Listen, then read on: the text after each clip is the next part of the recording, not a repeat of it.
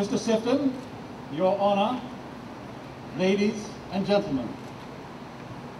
It is a source of the greatest satisfaction to me that I should have been able to arrange my visit to the capital of Alberta at a moment which permitted me to avail myself of your invitation to carry out the official opening of your new legislative building. It is now 7 years, almost to a day, since my predecessor, Lord Grey, presided over the inaugural ceremony of the province of Alberta. The high hopes expressed on that occasion for the future of the province have been more than realized, and the progress you have made in those few years has gone far beyond even the most sanguine aspirations you can have formed when you listen to Lord Grey's inspiring words on September 1st, 1905.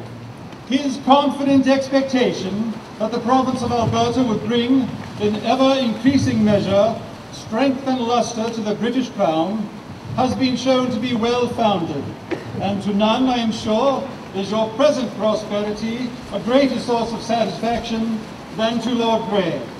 By the position you have chosen for your legislative building, and by the graceful structure you have erected, you have shown your sentiment of the dignity of the duties which have to be performed here.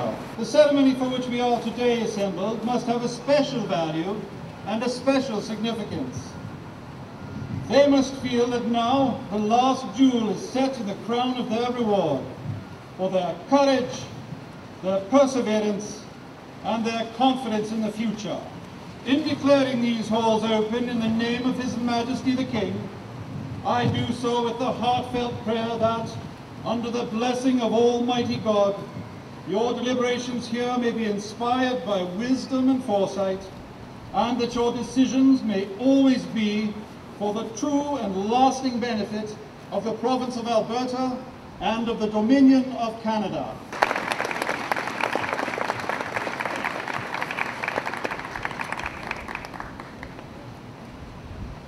I would now like to request that the current Speaker of the Alberta Legislative Assembly, the Honourable Zwozdesky, return to the podium to accept the symbolic key to the legislature.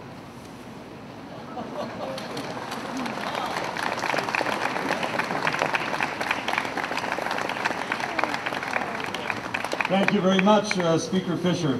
That brings our official reenactment to a close, or, if you wish, to an opening.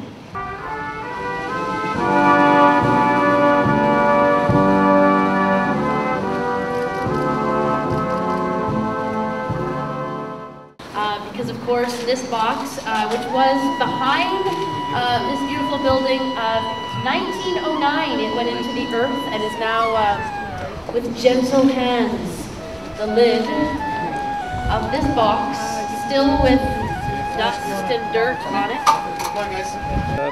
The Bible appears to be sort of 4 inches by about 6 inches and perhaps 1 inch thick. The Edmonton Bulletin, Edmonton Daily Bulletin.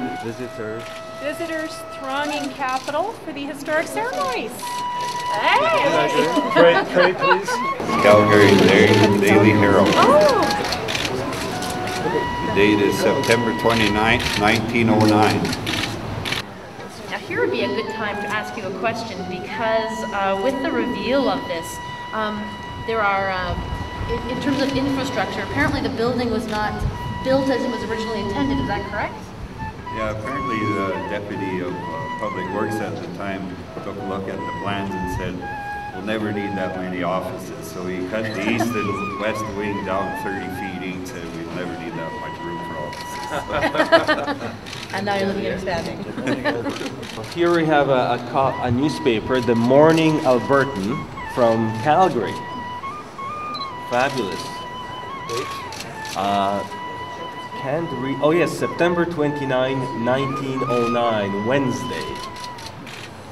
And one of the top stories, Edmonton busy getting ready. This one is the Lethbridge Daily Herald from September 28, 1909. Oh, and we have a coin. 25 cents. All right. What year is that? What year is that coin? Apparently it looks like it's 1908.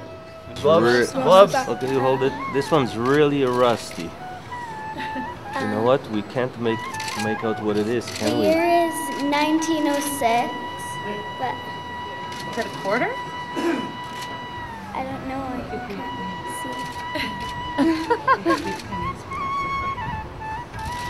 see. 1 cent. 1 cent. Wow! Wow! A photograph of the trowel that was originally used. Oh man, this is so delicate. I think I'll just put this in the tray, if you've got the tray, please, Minister. Do the next one. Maybe you'll do a better job than I. Okay. The next one we're going to take out appears to be, really survive. fragile. You know what? I think I'm going to leave it in here for the archivist. See what else there's. There's something here. A little packet. Oh, there's a little package here. Sheepskin scroll. A sheepskin scroll. Okay. Wow. There you go. A sheepskin scroll. Yep. There it is. Broken, yeah. And it Looks like has been blueprints. broken down quite a bit. Broken down, yeah. Yeah, they look like the blueprints, but they're in very bad shape. The building's in great shape. The building's in great shape. The blueprints didn't survive, but the building did. I just want to mention that the archives, Alberta Archives began in 1906, so which is very cool. A lot of the documents here are going to be looked after and prepared by our archivists, and then they'll be on display for all Alberta to see once they have been protected and put back together. And the provincial archives are a treasure to behold. If you have not been there, you really should go, because this is where, in their good hands, these are going to become, they'll try and put together what they can. Is that what's happening with all these pieces? That's right, and in 1906, the Provincial Archives was first part of the Legislature Library. So it's really, when you think back to the foresight that Albertans had back then, and here we are today. To me, it's just a magical moment today. Indeed. So that concludes our official time capsule reveal. We also have 2 centenarians, people who are 100 years or older, who are here to help us celebrate, and they'll be helping us cut the cake very shortly. Please join me in thanking and welcoming Mrs. Elizabeth Doer and Mrs. Violet Lair. Mrs. Alice Mitchell and her aunt, Miss Ruth Nelson, have also joined us. Now you need to know that Ruth's father, Alexander Thomas Fraser, was in charge of all the steel work that went into this legislature building. That was her father. Alice has kindly given us permission to use some of her grandfather's photos of the steelwork construction, and Ruth will give us a hand when it comes time to cut the cake.